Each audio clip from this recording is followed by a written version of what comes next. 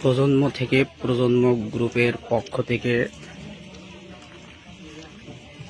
গাংনী উপজেলার রায়পুর ইউনিয়ন আওয়ামী লীগ নেতা আব্দুর রব ভাইয়ের নেতৃত্বে চাঁদপুর গ্রামে জননেত্রী শেখ হাসিনার জন্য দোয়া চেয়ে আওয়ামী লীগ নেতা কর্মীদের যে ইফতার মাহফিল, তার মাহফিলে হাজার হাজার মানুষ উপস্থিত হয়েছেন।